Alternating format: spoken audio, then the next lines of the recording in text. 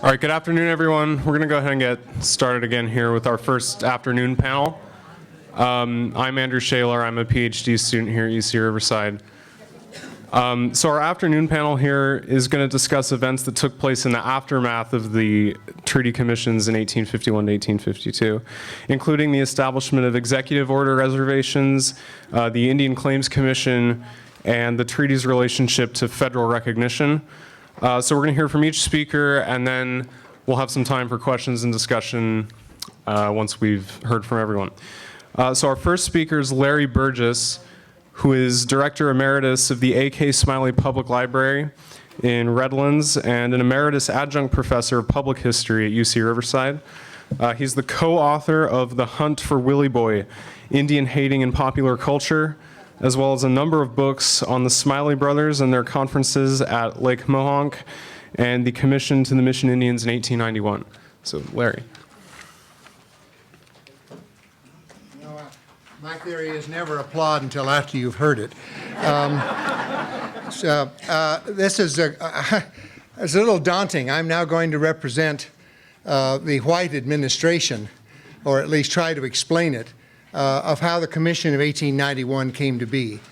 I've been thinking about this for such a long time and so intently, and I decided that maybe context has never been quite attributed in the publications the way I think it ought to be. So I want to give you some things to think about, and before you throw your food, I'll be quoting people from the past, quoting them, not representing them. The title of this talk really ought to be the background on how the 1891 Commission occurred, or how Easterners accomplished what Californians couldn't or wouldn't do. A.K. Smiley, whose library I worked at, it intrigued me 45 years ago. A.K. Smiley in 1883 began the Lake Mohonk conferences on the question at that time called the Indian question. He expressed frustration that so many facets of the Indian service, of people who were trying to be reformers, were not agreeing on anything. And so he got the first conference together. He booted the bill and put everybody up at the resort that he owned in New York. It was in early fall, so the setting was very fine. I'm going to go through this like chain lightning, so don't. Less than 10 years before the 1891 Commission, the Commission to the Mission Indians was created, these views could be expressed in some of their own words. And I'm using these words because they're from the transcripts of the Mohonk Conference annual reports. Yes, I have access to the correspondence at Haverford and the 30,000 items of paper there. What people don't realize is what was said in those reports is what people really thought, because the editing took place and then they were sent the edited things to make further changes to make themselves even sound better or worse or take out stuff. So what you've got is the unvarnished record of what the power structure of the reformers really believed.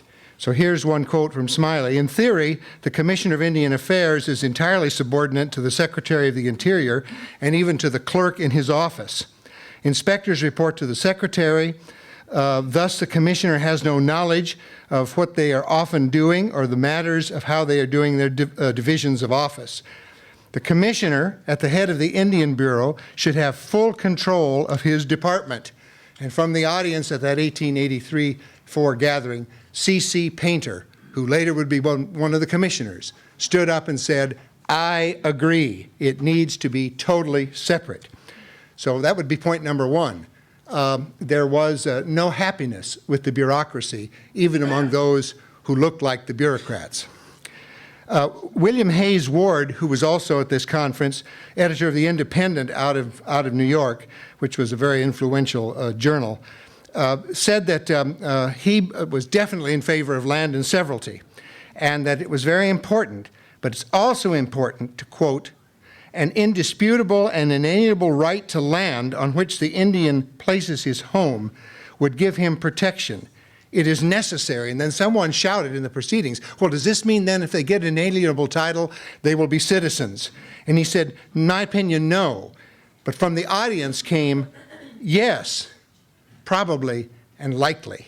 So you already have these people in some disagreement. The reservation land in 1883 caused divided views.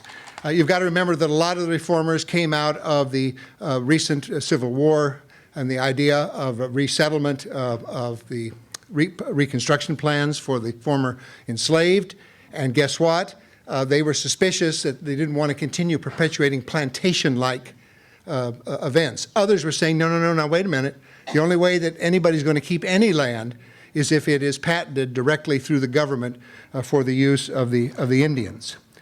Painter, in his 1885 report, is imbued with the spirit of Helen Hunt Jackson. He had interviewed her strictly alone shortly before her death, and she made a deathbed request.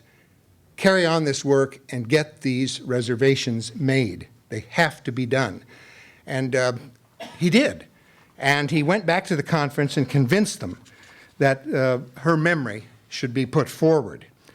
And at the same time, a man by the name of Erastus Brooks, who was head of the State Board of Health in New York, I hope you're getting the drift.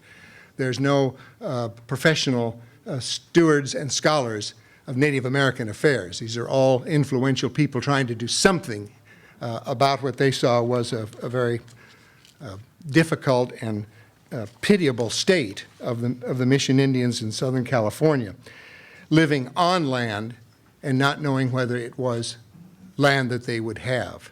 I can't imagine. It's just a horrible concept in my view. So at one point, Erastus Brooks says, the Indian is simply and purely having no faith, judging from the past, in our covenants, in our compacts, or in our traditions or promises. To which Albert Smiley arose and said, I have often heard it said that an Indian definition of heaven is a place where the white man doesn't lie. Well, so you've got Helen Hunt Jackson as a major impetus in all of this in her memory. Valerie Mathis, in one of her books, does a great job on what she was trying to do in summarizing in her biography of Helen Jackson. But I just want to say a word here. Equally emboldened by the legacy is the force of the Women's National Indian Association. Who knew that I would end up writing the introduction to a recent book that came out last year that Valerie Mathis edited, and there was a whole group of us that contributed essays on the Women's National Indian Association. This was the woman's component to the men of the Indian Rights Association and to the mixed gendered group at Mohonk, in which they were trading out a whole new idea because the Quakers believed in the equality of women participation completely. So they had their voice at this conference, and their voice was basically, we're going to take to the newspapers, we're going to take memorials to Congress, we're going to raise a ruckus, but we also are going to join you in the important things that we think should happen, and that had to do with the idea of homemaking and stabilization of family from their point of view. These are people from Boston, remember. That there should be Christianization and there should be guaranteed land patenting. Then came, by 1886 and 7, another major shift. And that shift was Senator Henry Dawes, who participated in all these things, and Dawes, of course, with his famous Dawes Act. A shocking thing with the Dawes Act might apply to nobody in this room, but to people who just outside of the room think about it. If you can say that you've read Ulysses and really have, then you join about 0.00% of honest Americans who in college had to read Ulysses. Reading the Dawes Act is a very important thing to do because it is much more nuanced and complex. The results of it, as they were often misapplied under legal carapace of carrying out, created some considerable havoc, as we all know. So Henry Dawes basically said, though, any land in severalty would only be done with the rest of the reservation property that it would require 2/3 of the people in the tribe voting to sell, and then the money from that would be given to the government for investing for the benefit of the people. Well, we know how that went, but I just thought that you might be interested in being reminded of how naivete and hope helped to force the issue for the commission in 1891. Now, in 1896, a woman from Michigan, Ossia Jane Hiles, got up, and she'd come out here on her own dime. She was very wealthy, and she made a report that really stirred it up. She said, well, this is all well and good. We need to get these reservations patented, and I know that you're going to want to do severalty, but I am against busting these reservations up until we see how this is all working and until we see how it is working for the people who are on and part and of the reservation, not what we may think will happen in terms of policy. Well, it kind of threw a little chunk of debris in the punch bowl because she was very forceful, and she swung a lot of people to her way. Now, the reason I'm telling you all this is not to try and entertain her, and I'm rushing along, but to give you the complexity that this whole business of the 91 Commission didn't come out of whole cloth. It came from such diverse and complex backgrounding. In 1887, of course, the Dawes Act had passed. They kept calling for a commission to settle the issues of Southern California and the Mission Indians. It was refused year after year by Congress, and then suddenly, on January 1st, 1891, guess what? It was approved. And so 3 men were chosen, as the conference had asked for, to be the executors of choosing all this. One was Albert Smiley, who became the chair. These men were all in their late 60s, one in 71. A Judge Moore from Michigan, who was, in a way, a political operative, but was an extremely well-respected jurist nationally. And then, of course, C.C. Painter, the most effective lobbyist on behalf of getting this done ever. And so the commission gets going, and quite candidly, here's what happened. I'll make it very simple. They had no jurisdiction to do boundary survey. So they were working off cold information, and I mean really cold.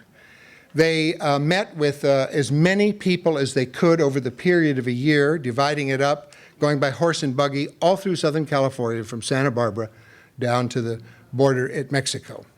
They were extremely impressed by certain, particularly certain leaders, John Morongo among them, of their negotiating ability, of their stature, and of their forward-looking view of how this all might happen. Ultimately, we know that thousands of acres were thrown open to settlement, and the current system of 30 still remains. Some of that, after the 91 report was filed and the Secretary of the Interior accepted it, was reopened because there were clearly errors made by the government, not by the 3 commissioners, of the jurisdictional size of some of the areas. And so for about 10 or 15 years, there were still legal issues and legal challenges. I want to emphasize, as much as we may not like them, this is a bad stereotype to perpetuate on tape, but lawyers were extraordinarily important in this, because the lawyers that the conferences paid for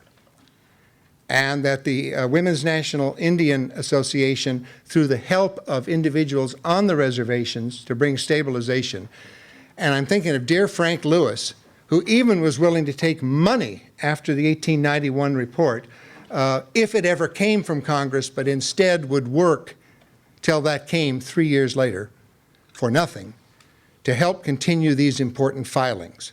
So you have, in essence then, the guarantee finally of a reservation system in Southern California and some land. Frankly, they thought, as I conclude, that some of it was not going to be very much worthwhile because it was desert land.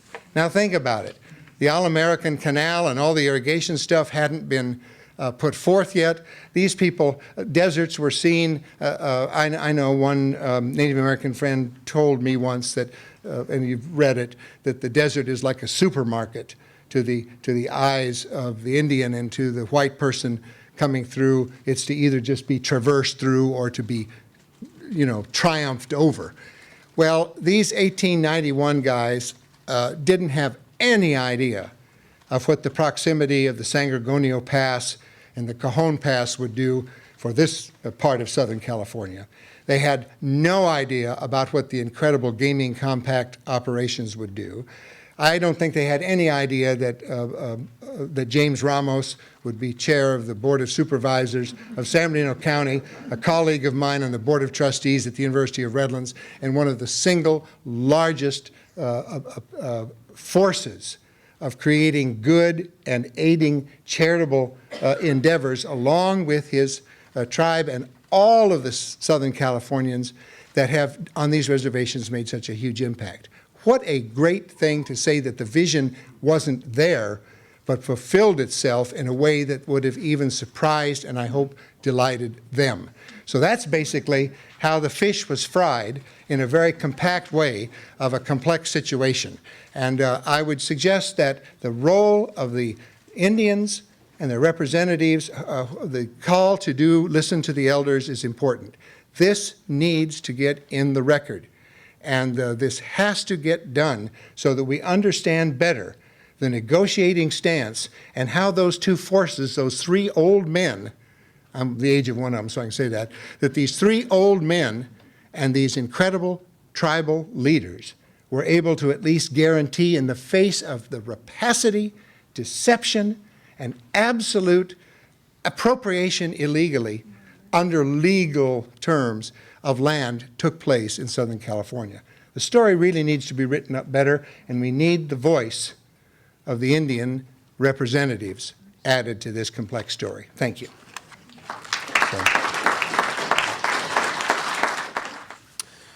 Okay, thank you, Dr. Burgess. Our next speaker is Robert Prestiklaza, who is Associate Curator of History at the Riverside Metropolitan Museum. He received his doctorate from UC Riverside and is currently working on a book manuscript entitled Reservation Empire, the Mission Indian Federation and Native American Conservatism. Bob? So this afternoon, I would like to speak to you all about the Indian Claims Commission and the fight throughout the 20th century for justice for the unratified treaties. So there's this common tale, it seems, of scholars finding these lost treaties sort of rammed into a drawer, right, that we heard about this morning. In 1905, an embarrassed clerk pulls these things out.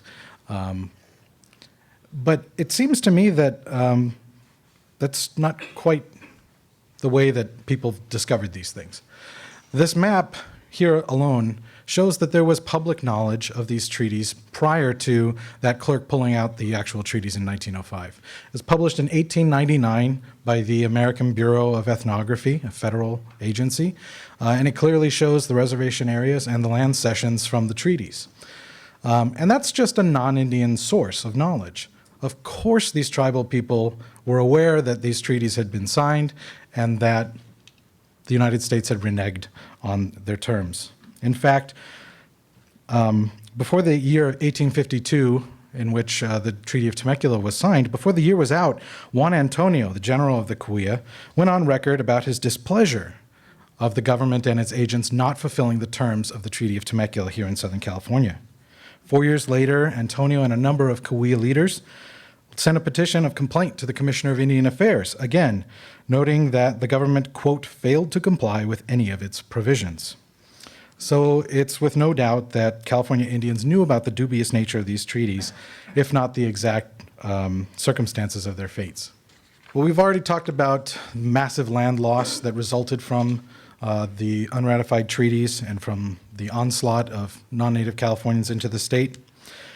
So we can fast forward a bit to 1903, when President Theodore Roosevelt came to California. Here he is in Riverside, right across the street, actually, planting an orange tree in front of the Mission Inn. And while he was in town for this ceremony and for his visit, a group of elders from Cupa came up and tried to convince him to step into their struggle to keep their lands. Cupa is the traditional village which is now around Warner's Springs in northeastern San Diego County.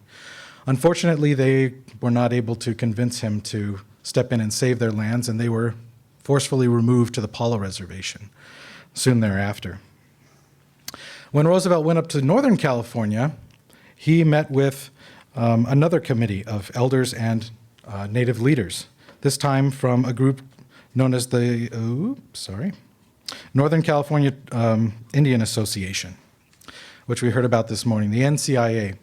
And this organization was trying to find homes and seek justice for landless people in Northern California, people who had been relegated to desperate poverty because of the collapse of their economies and the thefts of traditional homelands. And so they were actually able to get Roosevelt to move on their request. And Roosevelt appealed to the Commissioner of Indian Affairs and asked him to find out what was going on with land title in Northern California. Where did all of the lands that these people had, how did they legally lose them if they did? What's the legal status of these lands? And it's this request that really sort of launched the claims cases in the 20th century, where where tribes brought brought lawsuits against the federal government and tried to get justice and tried to get remuneration for the loss of their lands.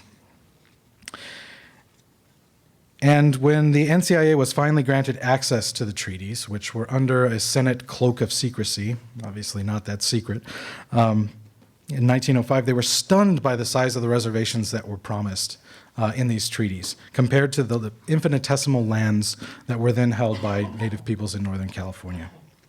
As I said, this effort really helped launch this fight for justice for these treaties. In Southern California, many leaders found themselves stifled on reservations in their efforts. The Indian Bureau had its own police force, and they really fought against tribal people organizing and trying to fight for their rights and for recompensation for these treaties. And so in 1919, they approached a man here in Riverside over on Prospect Avenue named Jonathan Tibbet, who wanted to build a museum dedicated to Native peoples, but was later swayed by their plea for help, that he helped them organize to stop government encroachment in their lives and to help them seek justice for these unratified treaties. And there, at his place in 1919, they formed the Mission Indian Federation. Slide, please. That next year, in the shadow of the First World War, the Federation passed a rather eloquent resolution, which stated in part that whereas the United States denounced Germany for deeming its treaty with Belgium as a, quote, scrap of paper, and yet the United States has failed to put into effect the treaties made in 1852 between the government's duly authorized treaty commissioners and the California Indian chiefs and headmen, which treaties the Indians have always lived up to and which the United States has not. They resolved that the Congress of the United States and the Interior Department in Washington be urged at once to right the wrongs the Mission Indians has borne so patiently for 70 years. Rather eloquent and plain demand for justice for their suffering and loss of homelands. The longtime president of the Federation was a man named Adam Castillo, who was a traditional leader from Saboba Reservation.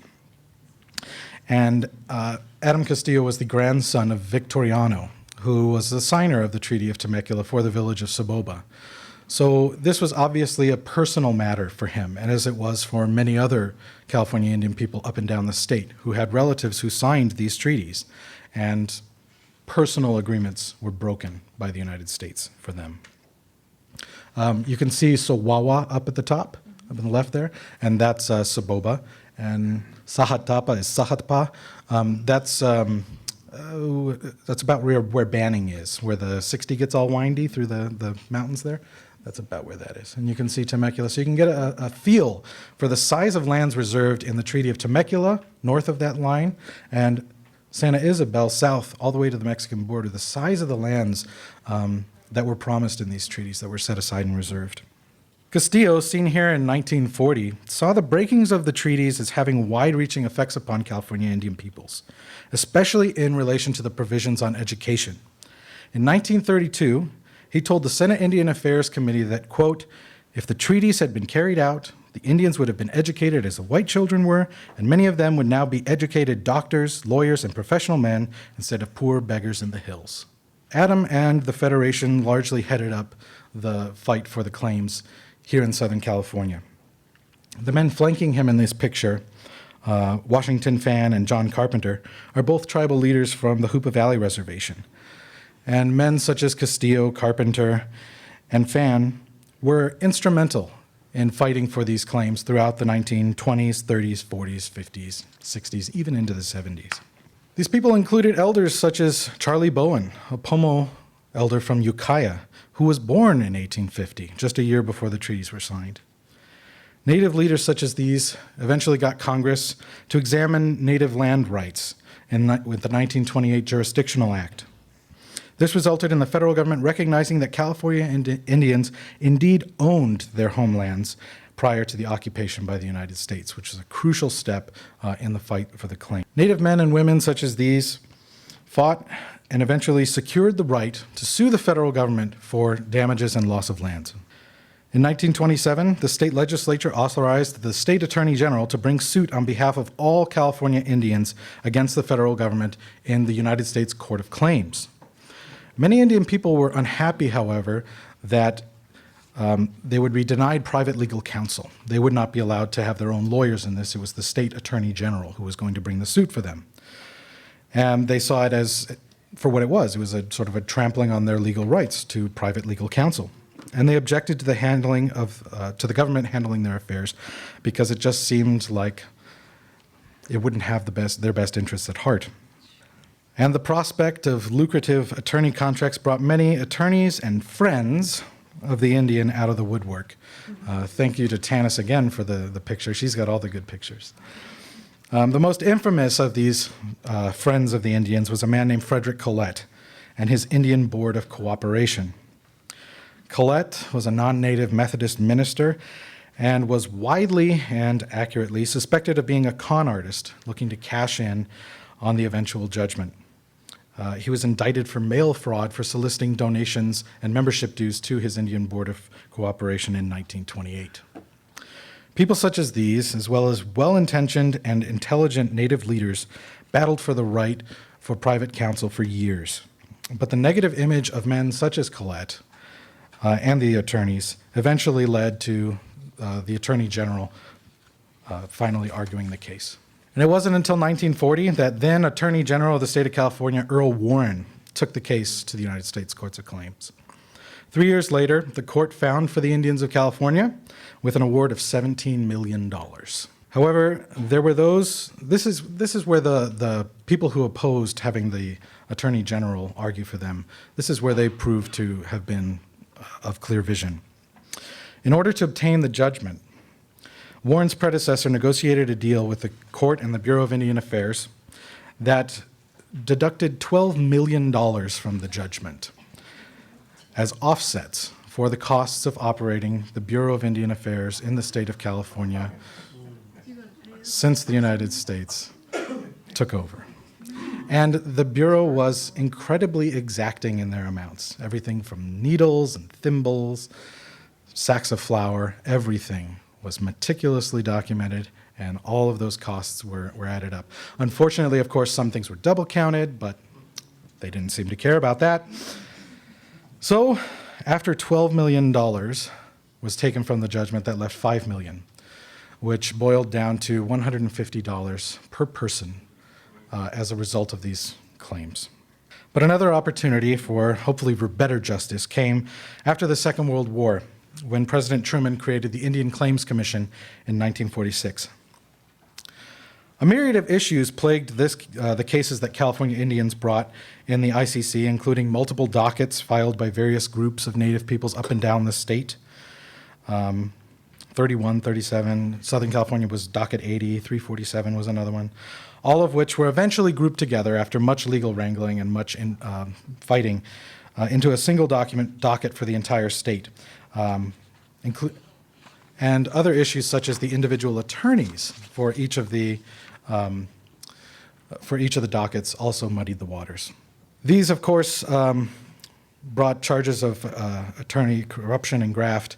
However, the debacle of the last award, after the debacle of the last award, California Indians were insistent that they continue to have private counsel on this one. The offset made folks in Southern California and the Federation all the more adamant to push for tribal termination, abolishing the Bureau of Indian Affairs as they saw it in Southern California. Now, this is an entirely different topic that we don't have time to get into today, but only one reservation in Southern California, Mission Creek, led by Wallace Newman there, who was Richard Nixon's football coach, was ever terminated in Southern California. Topic for another day.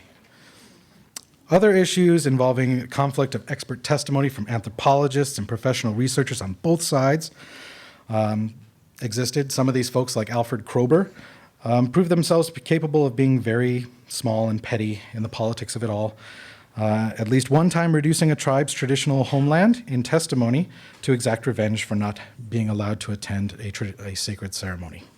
The commission ruled on the consolidated dockets known as the Indians of California versus the United States in 1951.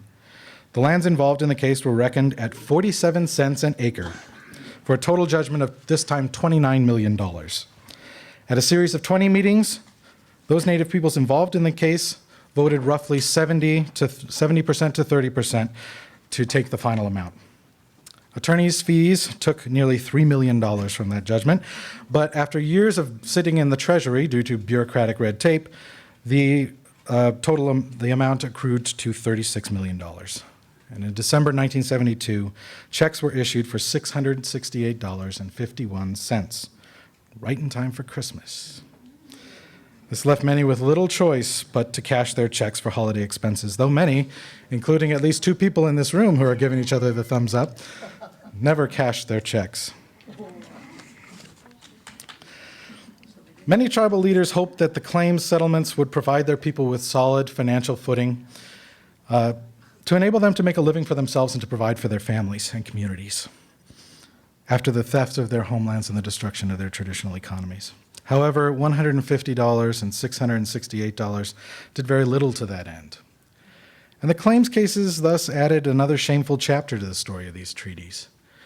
And there are a number of people in California Indian country and into the academy as well that are still fighting for justice on these, that the matter isn't closed. And there's still a lot more work to be done on the claims commissions, as well as carrying future legal battles forward in the future. Thank you.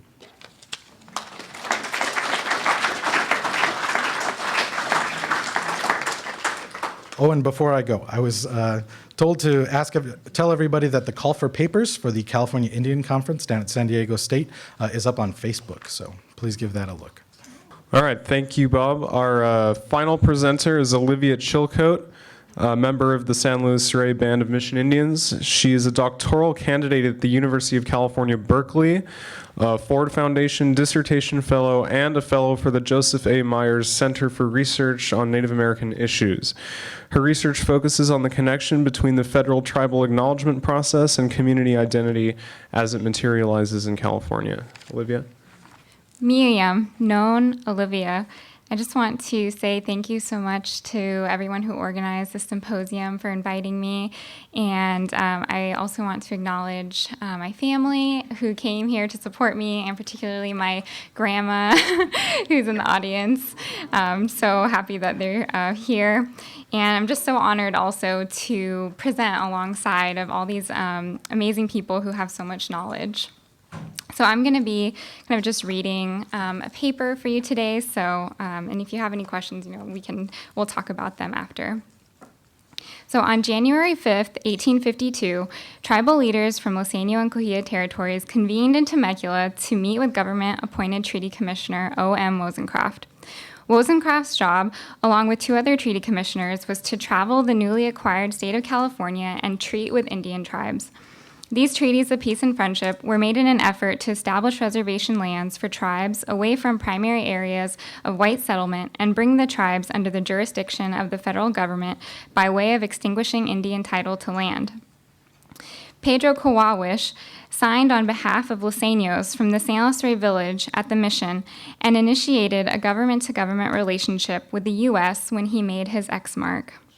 However, since the treaties were never ratified, what should have been an act of recognition was transformed into a disavowal of inherent tribal sovereignty.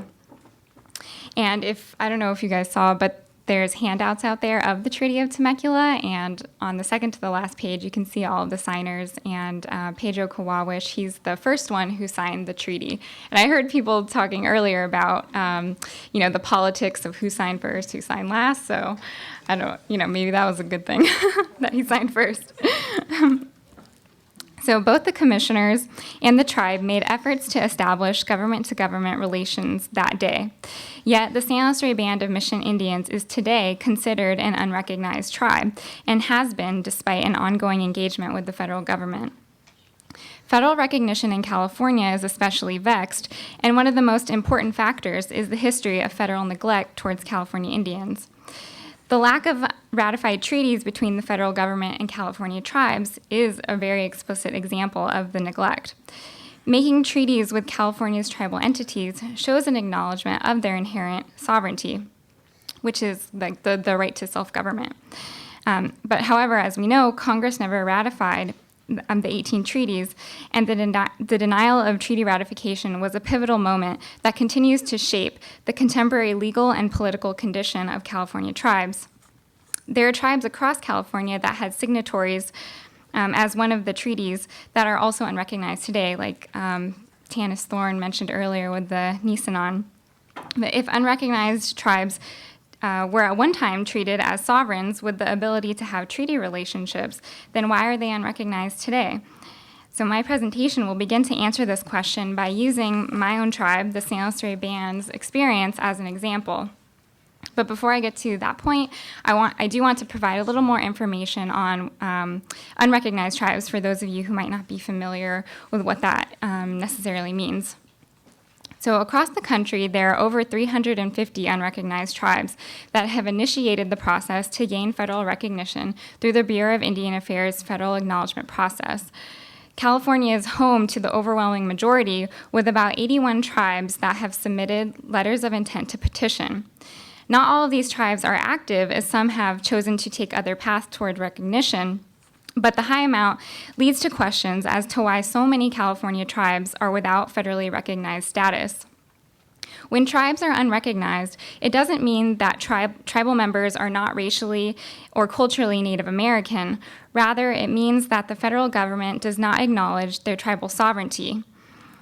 All Native American tribes have inherent tribal sovereignty by virtue of the fact that they were complex societies and modes of governance prior to European colonization. Although unrecognized tribes do not have their sovereignty recognized, I think it's especially important to stress that inherent tribal sovereignty still exists today. There are downsides to non-recognition that have influenced why many unrecognized tribes do decide to seek federal recognition, even though it can be controversial. These reasons are mainly because unrecognized tribes are often denied access to land and to federal resources designed to aid tribal communities, and because sometimes have been depicted as inauthentic or illegitimate. There is a sentiment within mainstream American society to believe that unrecognized tribes are illegitimate or inauthentic. And this has been the case for a long time, but it has become stronger ever since the legalization of tribal gaming. Unrecognized tribes have been accused of falsifying their tribal identities to make a profit. This type of anti-Indian and anti-casino rhetoric,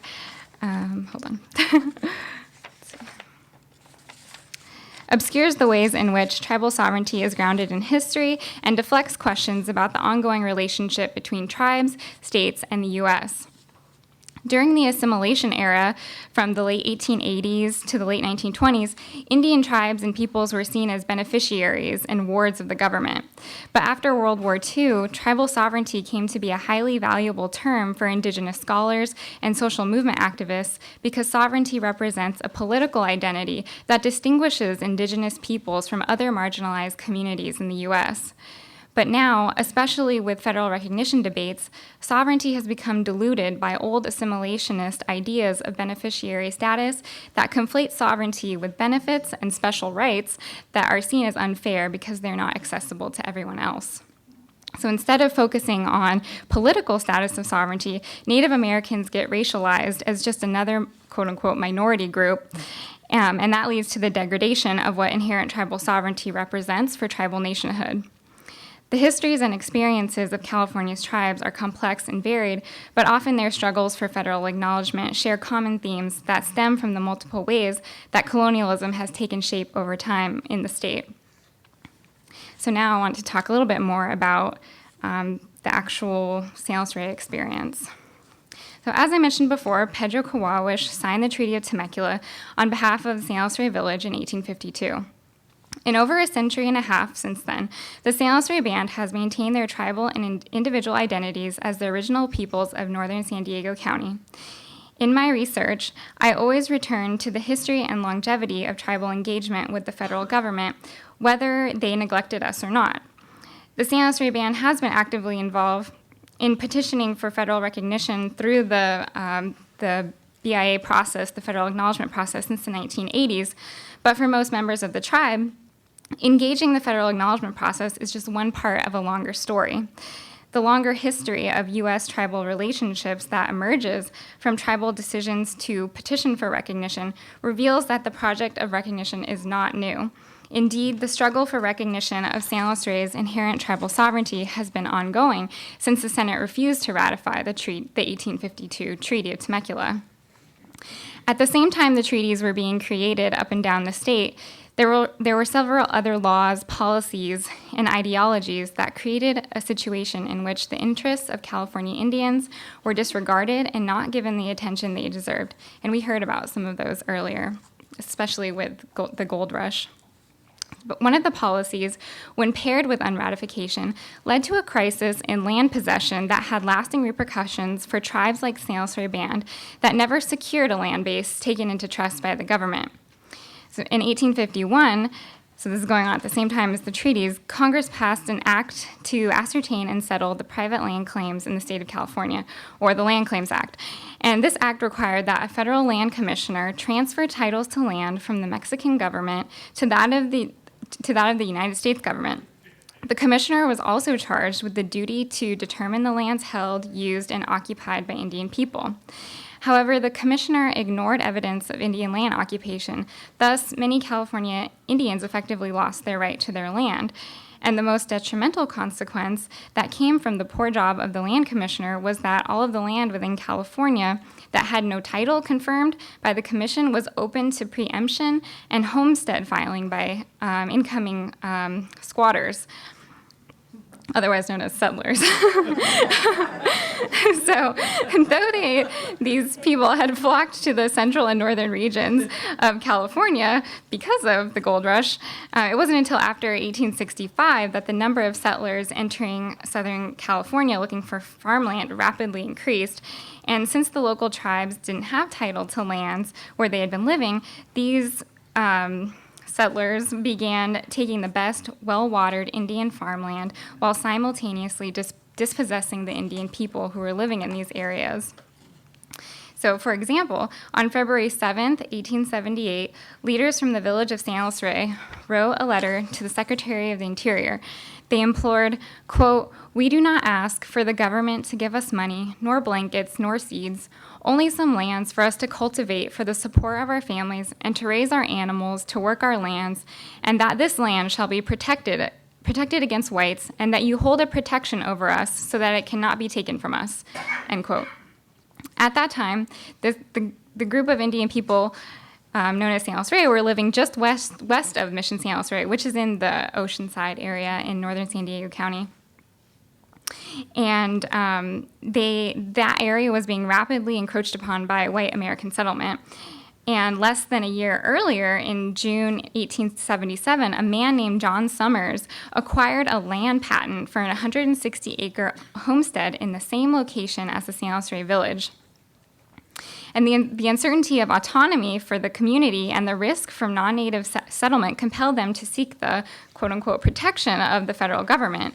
And based on the language used in the letter, that conveys a sense of pride. The term protection reads less as a helpless plea and more as a nod to the contemporary trust relationship that was talked about earlier too, but it broadly entails the unique legal and moral duty of the federal government to assist Indian tribes in the protection of their lands, resources, and cultural heritage.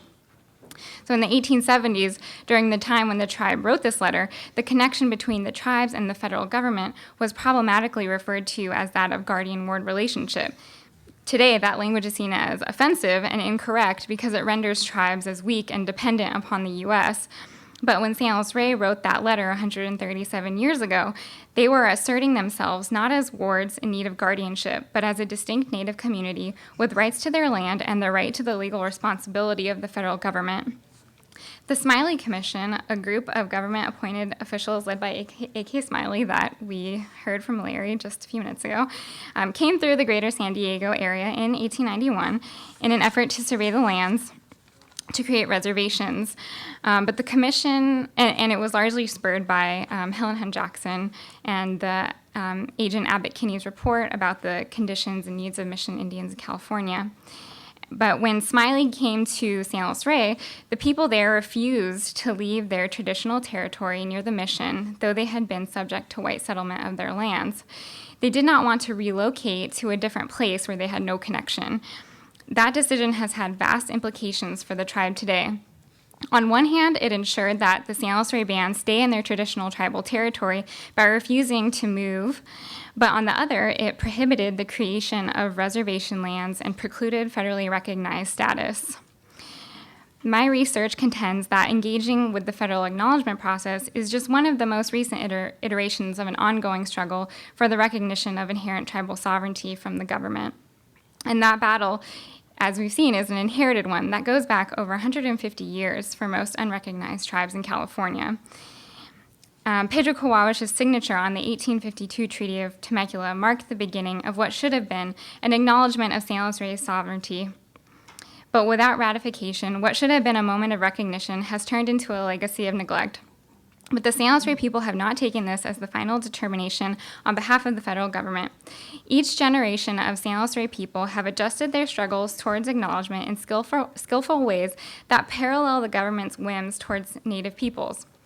Scott Richard Lyons theorizes treaty X marks as symbols of, quote, native assent to the new within a constrained situation. So that means that Native leaders made X marks in coercive situations, but they were choices, thus giving treaty signatories and who they represented agency.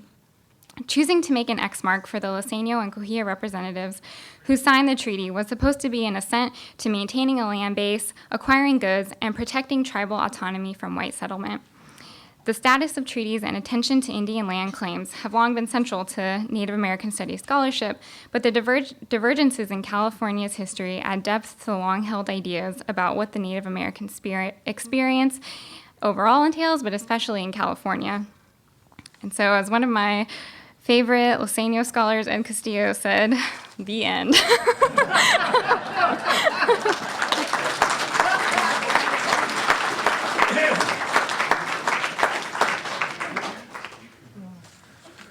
All right, thank you, Olivia. I think we have plenty of time here for questions and discussion. Yeah, Cliff. Larry, did Smiley Commission miss San Luis Rey, or did they go there? What was the... Well, I'm very glad you brought that up. The commission was put, first of all, some people are still complaining, rightfully, that water rights sometimes were not settled. There was no, the government didn't hinder them, but they didn't encourage it, and they were on a very limited budget, frankly. Another very clever way for Congress to narrow down the effectiveness of the scope. Only 1 year. And only 1 year. And they also had a problem that if land was under severe contention and the title could not be proved, they would have to move to adjacent property. So, and I'm answering this, I'm very short. In some cases, for example, they went and visited Bishop Mora in San Diego, because the Roman Catholic Church controlled a lot of property.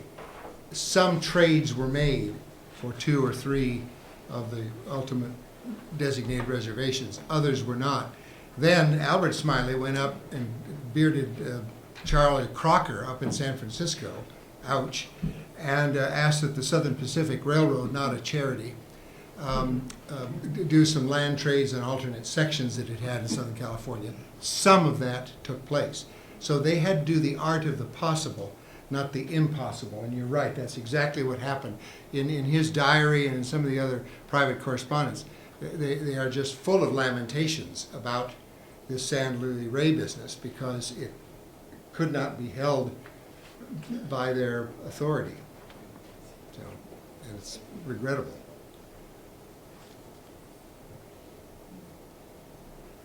Any other questions for any of the panelists? Yeah. So Larry, tell us about the total amount of Indian land in 1890, and after these new reservations were created, how did they do that? Well, I'll tell you how they did it. These were recommended, and then you also need to know that in all good things there are fine print. And so the federal government could, I'll give this to you very quickly. Examples. Their report in 1891 observed that there had been 20 reservations which embraced nearly 270,000 acres set aside. But the commissioners took 88,000 acres at Morongo with the controversial involvement of those alternative sections of the Southern Pacific Railroad and safely felt they could guarantee 14,500 acres of it. So that from 88,000 to 14,500. So I'm not trying to defend or criticize the commission. They're trying to guarantee what could be done. This placed then 73,000 acres in the public domain so that squatters, so that filers, see what you've done, so that people filing on that could get on. So I think we see the parallel that I didn't have time to go into. That the idea was that the inestimable hordes of Americans could not be stopped. Save what we can, or we're going to be run over. If you look today at the power of developers and economic interests, I'm not so certain that the commission wasn't desperately trying to keep from giving nothing. And then finally, Cliff, as another example, the Agua Caliente had 60,500, and bingo, it went down to 4,500. After all of this, because again of the contested Southern Pacific material. So there you are. That's a little window insight into the story. It's a very frustrating period to try and reckon with because of the, history. If you study history, you live twice. You're in the past and you're in the present. But the conspicuous presence of the past is still very much here. And I can see it just even as an outsider in the faces of this audience. So here you are. Larry, so a lot of those losses, like you were saying, they were the alternating sections that eventually ended up going to the DSP? Yeah.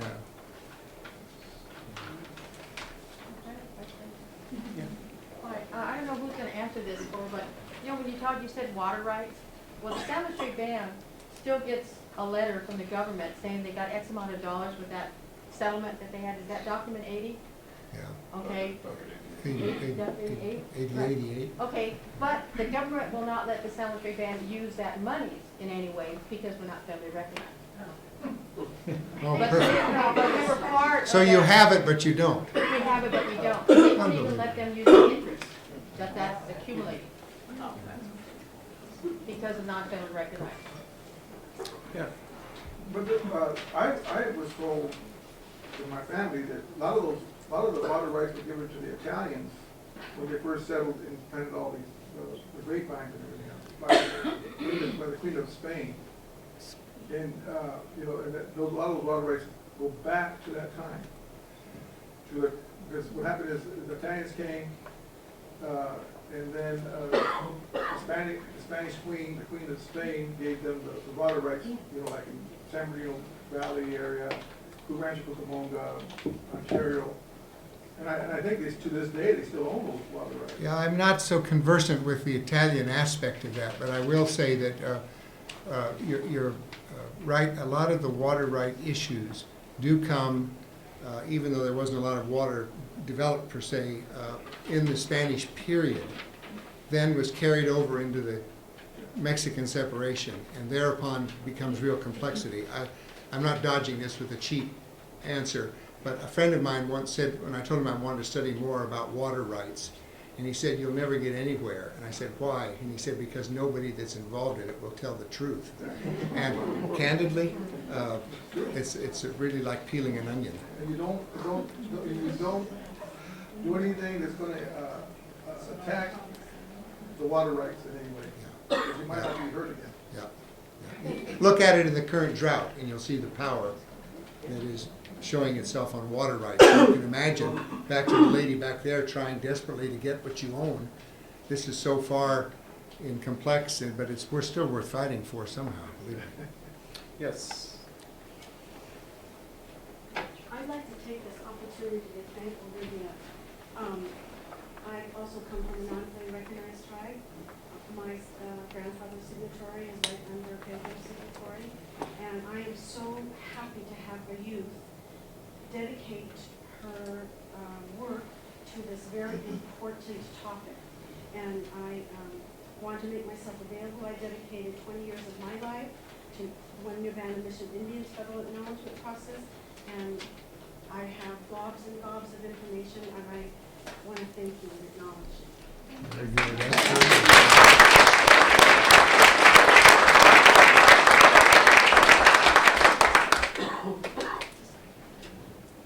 Yeah. So when the presenters talked about the present and the past, and I wondered if there are any current legal efforts to change the status quo to reclaim any of the lands, either from the 1851-52 arrangements or the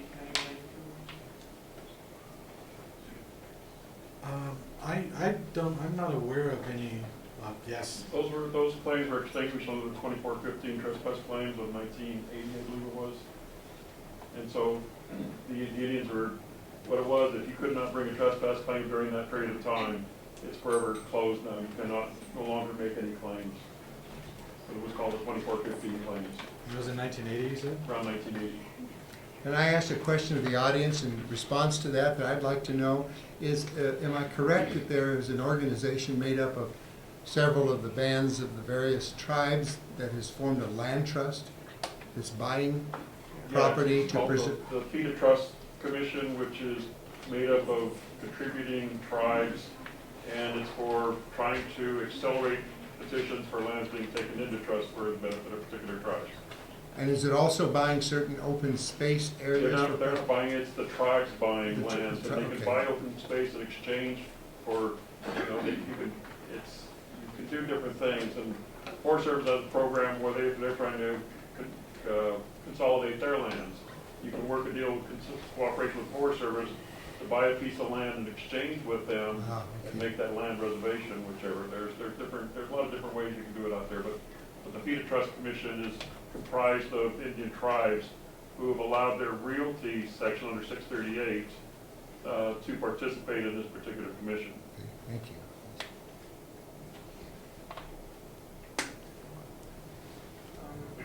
We have about, I think, 26 to 30,000 acres, and we share it with another tribe, and we were fortunate enough when they put us on reservations that we had that land trust.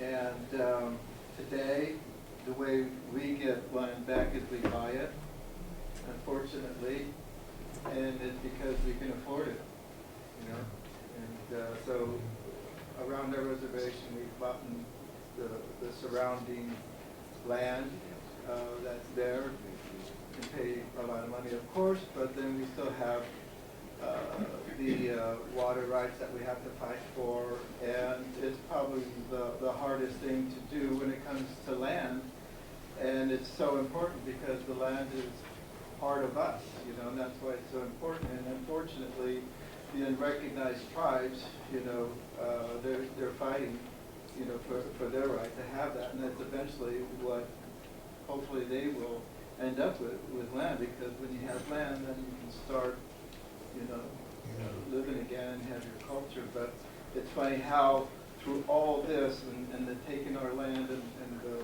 stories that you're telling today, how we have to get our land back. It's just, that's just the way it goes, and it's a dog-eat-dog world. Okay, well, thank you all.